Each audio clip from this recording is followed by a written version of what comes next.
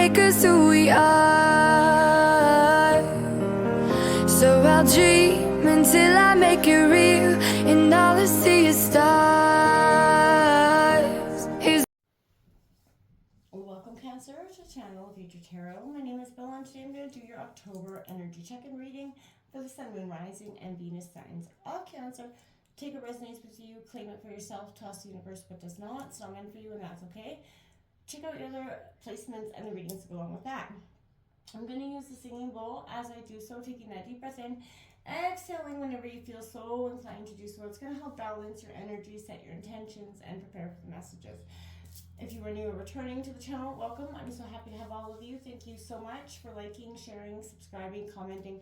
It means so much to me to see the channel growing. So truly, truly, thank you. All right, let's get all the jibber jabber under wraps and let's begin.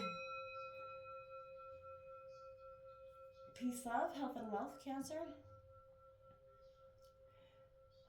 All right, my friends, coming into your energies, there was a lot of kind of heaviness around your energies. Now, you are a very intuitive water sign, and I feel like you're sort of being stuck in a place of, I want to say, just not stuckness. You haven't been severely unhappy until I feel like lately there's something inside of you that's like yearning for something more. And, you know, I want to just, like, the messages that I kept hearing is, remember that, you know, happiness does not come with a user manual. We also, coming into your meditation, I did want to draw on energy. We've got number 30 coming out, breaking down to a 3, obviously. The how is in the now. What has your intuition been trying to tell you? And I feel like, you know, we sometimes ignore our intuitive hits sometimes because they don't seem necessarily rational or logical in our world. Or it's, you know, somebody says something sort of disprove our feeling, or, you know, if you feel like something isn't right, someone's reassuring you all the time. And I feel like in underlying that, intuition just still keeps humming underneath the surface. I feel like that's something like you may be experiencing at this time. Like you deep down know something's happening in some situation, whether career, family, work, relationship. There's an energy about that. Honing into your intuition, you know, is going to be really powerful. Listen to it, and you can wean out when, you know, don't doubt it, right? Your intuition's never going to lead you astray, and it's not providing you with misguided facts, okay? Take a look at what's coming in for you for October. Then we'll take another deck of tarot and kind of clarify it. Then we're going to draw a white light healing oracle message at the end. And I'll read that short passage from the book. It's coming in here for Cancer for October 2024. Alright,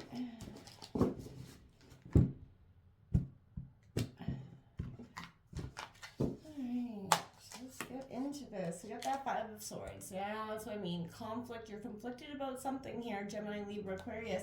This is, you know, you're a conflict on that reflection of the past, looking down and seeing what was, right? That, you know, and what no longer is. The misguided illusions that have been conflicting you for some time. That intuition, that need to listen to the intuition is very strong. Next up, that 4 of Swords, and it is coming out in reverse. Not getting that rest, I feel like, absolutely not getting that peaceful slumber that you require. Again, Gemini, Libra, Aquarius energy. Ace of Cups in reverse, Cancer, Scorpio, Pisces energy. I feel like it is regarding around sort of new love or new beginnings are reluctantly not happening in some ways. Then you have the 2 of Cups coming in reverse. Interesting, 4 and 5, and then Ace and 2. And then we have the Hangman coming out here for you, my friends, in reverse as well. You know, this is an energy of perspective coming in. Maybe you, again, not listening to your intuition. You're clearly getting, you know, I feel like drenched in a sense, right? You're not getting your thought patterns heard here. And, you know, many energies are lingering around you. You've got the Hermit card on the bottom of the deck, number 9, as well as that 9 of Cups, as well as the Strength card. You know, Cancer, overall, this is a sense of getting to the, you know, root of the situation with that Hermit card, kind of sort of not bowing down, but just kind of going in for that moment of reflection, so you can get, you know, your own thought patterns around whatever situation this is, and no outside external influences kind of messing things up. Cancer for October 2024.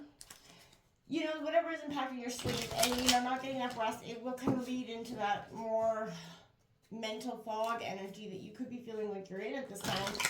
And it could be just because, you know, you're not getting away from the energies that could be causing some of this mental fog long enough to interpret this, as well as you're not getting enough rest to be able to, you know, differentiate what's here and there, right?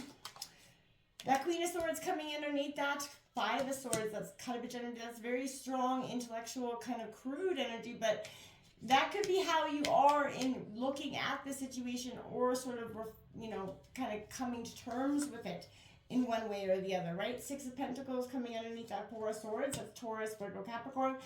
I feel like begging, you know, robbing Peter to pay Paul with that energy, and sometimes not knowing how to balance one or the other is strong there. Now we have that Three of Swords coming in underneath that Ace of Cups. Like I said, love was at the heart of this. And I feel like this, whatever situation that's been conflicted is breaking down here in terms of love. And you know, it's time to look at it for what it is. There's the Ace of Cups right again. You got it 2 times right around the Three of Swords, indicating that love is, you know, been sort of definitely going through this heartbroken. So the new beginning that you thought was going to happen in this relationship maybe did not happen. But there is potential for it to come. We have the Seven of Swords, a thieving, sneaking, trickery energy coming in underneath that Hangman. And the Two of Pentacles on the bottom of the deck, as well as that Chariot card. Cancer, there's a sense of, you know, you need the balance, which I feel like you're going to get in introspection when you go and take that time out, like with the Hermit energy. That's going to be your powerful moment to get your balance. And I feel like don't be too alarmed that while you're in this Hangman status that this person, the Seven of Swords, is going to come in and kind of take you away from an energy. Focus on what your intuition is telling you really strongly at this time. There are messages there for you that I feel like you really need to be paying attention to tremendously. So again, focus and get down to the source of whatever's got you muddled or stuck, conflicted, right? Feeling a little bit unfairly defeated in a situation. There was an unequal fight here. Cancer, you felt like you just got, in terms of love, you know, hoodwinked, essentially sideswiped by this energy. And you sort of start to blame yourself. I don't want you to be doing that energy at all. This is, you're led to that energy of reflection to meet the shadow within, right? Your sort of inharmonious thoughts and impressions about yourself, they're often distortions within our own unconscious minds that have to be cleared for us to connect, right, to that natural, you know, harmonious state within yourself, Cancer. So these distortions come in the form of our self-image, limiting beliefs, feelings of guilt and inadequacy, people telling us so, right? Life, social, you know, social, societal, you know, energies, which then manifest outward, Cancer, right? So what negative beliefs about yourself are sort of being mirrored, you know, outward right now? Remember, this is not an exercise in blaming yourself at all, okay? Rather, it's meant to help you identify, remove the impressions that aren't serving your mind. You know, a pot drops, what is in it, right? And I feel like how kind or unkind are your thoughts towards yourself, or how kind are, you know, what energies are you allowing to be sent to you in this dynamic? If someone's got always that negative, you know, energy towards you, what are you allowing them to be putting in your thought pattern on a continuous basis? This Four of Swords in reverse is, you know, somebody's taking an unfair advantage of somebody, whether it's you or them. But I feel like, again, trickery and deceit is happening in this energy, and I feel like it's happening to you, Cancer, at this time. You're tired of the conflict, you're tired of the arguing, and I feel like you're being led to this moment where you got to say, okay, no more. This is not an energy I want to keep, you know, enduring. You know, this is unhealthy isolation, you know, forced sort of exile, being unable to slow down.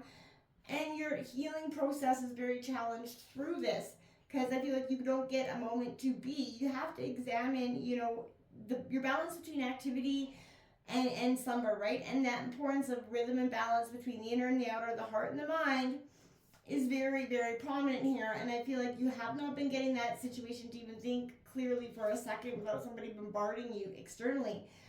There is a great wisdom behind knowing when to act, when to rest, right? Know when to fold them, know when to hold them, know when to walk away, and know when to run, right? And this is that sense.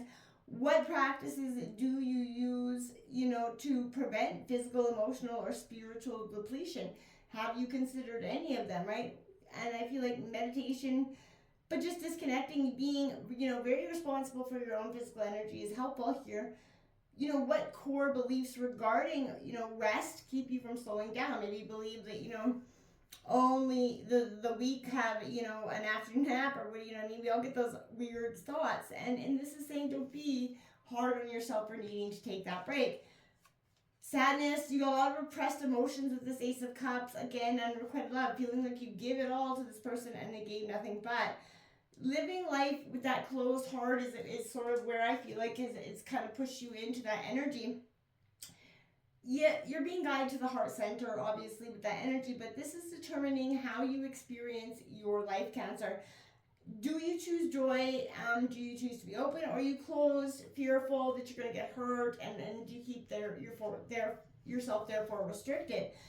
This is an energy where, okay, you have to recognize your heart as, sacred and receptive, and you have to honor and protect it, yes, but this way you allow your divine energy to happen, right? This is asking you, what do you feel like is aligned with your heart, and what do you feel like you truly know is not? And I feel like when you take that honest reflection of what isn't, that's when it's going to be helpful. There's an alienation and an imbalance with this Two of Cups. In loneliness, strained relationships here, you're being asked to examine the ability to give and receive in this relationship, and your partner's energy to give and receive, right? How do you balance the two? How are they balancing the two? And if there's a real, inadequacy between the two, can it be fixed, right? Balance mirrors harmony within, just as the opposite points to the needed healing, right? So whatever you're going to reflect to your partner, back to each other, mirroring that image. So if you guys are both going through a state of hurt and tremendous, healing issues that need to be worked through, then this is going to cause much restriction and much conflict in this relationship, and always ending it to be just bigger and bigger issues piling in upon themselves. You have to suspend your old beliefs here, but I feel like there's resisting some stillness here, being consumed by these external matters, discomfort in this energy that need to fit in. And I feel like you just don't fit in. You feel like you cannot mesh with this person in one way or another any longer. And I feel like, yes, Cancer, this is a time, you're being asked to examine the old and, new beliefs that you may have, right? Do you judge yourself or others, and that inner peace by connecting to the wisdom that comes from discipline and surrender. You're not being asked to suspend yourself physically, but to create a space of being that's going to allow you to be rather than do, right? And this is pointing you towards retreat, meditation, mindfulness. Again, this is throughout this whole entire reading. Take time to reflect, release rigid ideas, let go of control, and that's going to help you when you go into this hermit mode. This is going to be very beneficial for you with that 9 Virgo energy, that time to stop, take that moment to reflection and go, oh, okay, now I can go forward. That's going to be really helpful for you this month. Don't try to keep going without getting some reflection of what's happening here, okay? I feel like otherwise it could be a little bit of an energy of, anger coming in. So, some call the Queen of Swords cold or unfeeling, but I think the clouds at her feet and her posture of receptivity tells a different story, right? The clouds disclose a deep and at times tumultuous sort of inner life, and they suggest that her openness and capacity to sort of yield that sword wisely was hard won, right? I feel like maybe she's kind of asking, maybe she's sort of telling you in a way that as time goes on, we do become wiser through the things that we experience, obviously. But we gather secrets as we go. We develop that capacity to separate, felt data into knowledge that will aid us in making good choices for ourselves, or sometimes hindering us, right? We learn how to sift the nourishment from the shit, essentially. And I feel like this is what you're really doing. You're learning how to sift what is good for you from what is truly not. And it's a beautiful moment, right? It's a good thing to do. This is... Again, I feel like there's a power dynamic in the image right here, and it suggests that the giver is not willing to let themselves be known, right? to maintain that position of power, they make themselves untouchable by those that are extending out for blocking reciprocity. Instead of going out and giving to the homeless, they're giving to a charity, then, you know what I mean, they're not willing to put in that sense of work just to feel like they did a good deed. There's a two-way dynamic happening there, and a heart-to-heart connection that makes deep healing possible, which requires vulnerability on both sides, right? If our wounds are sort of sustained in a relationship, which is often, if not always the case, it's reasonable sort of to imagine that it is through deep connection that we can tend to those wounds. And so, you know what I mean? I feel like, but relying on those energies or relying on one person to be able to give that energy to you is sort of where we go wrong, right? We can't be dependent on anything else in that way, but ourselves, and we often do, and that's where we go wrong, I feel like, as humanity, right? This Three of Swords says this heartbreak moment is, difficult emotions tend not to come alone, right? And we all know that, right? When it seems like when shit's flying, it comes at all, a cluster of emotions with hard feelings. And, the one we're most uncomfortable takes the lead, shielding us from those that we're having tougher times with, right? For some, anger takes the lead, others creates a shield from deep sadness, but the sadness may be coupled with the third feeling. And that's, my friend, shame, possibly from having, being rejected in moments of relationships or even as a child, but it makes us harder to face and to process, right? Sadness may be easier to express because anger is sort of scary. And expressing anger may be accompanied by that overwhelming guilt. But the Three of Swords here is saying, hey, my friends, the heart is pierced by three swords right now. And the center sword, it represents the emotion we tend to lead with. Well, the two on either side symbolize those that are harder to express directly, right? This is saying that all three are just as important, and they need to be honored in order to heal. So if you're leaning into feeling things you're not used to feeling, remember that learning to tolerate distress, like I always say, is a marathon, not a sprint. And I feel like go at your own pace. Reserve that right, to take breaks, to just be like, my moment, that hermit time, my moment to stop and reflect. And I don't have to explain this to anybody. And stay in touch with the people that you do trust for support, right? Because I feel like the dawn is brighter. Don't have to see that you're not going to have that beautiful Ace of Cups moments. You will, because you deserve it just as much as the next person. And emotions are how we understand our raw experiences, and not in sort of an evaluative or judgmental way, as it's an intellectual understanding, but it's an intuitive and felt knowing. And Cancer, you know it when you know it, right? And I feel like the trick is often learning to suspend action, right? For long enough so that this kind of knowing can move through us, right? And sometimes we don't, right? If we can understand, how to do so, that's going to be beautiful. The Ace of Cups is like that holy grail, right? The cup that is everybody's seeking, right? But it's not chivalry. It was not chivalry nor courage nor cunning that's required, but it's, I guess, a sense of receptivity that helps you win the prize here. It's time to be curious about your emotions, that you may be the key to arriving to attaining something precious, and that's love. You've got to look at the emotions, the trickery around them. There's a lot of betrayal in those emotions for you, and they've kept you at a, arm's length, essentially, of your own heart, in a way, you know what I mean? So this is a sense is, I feel like part of us pulls the wool down over our own eyes, like the Little Red Riding Hood. We don't want to believe. We don't want to actually see what's happening. So we kind of we willfully overlook those enormous, wolf or red flags, right?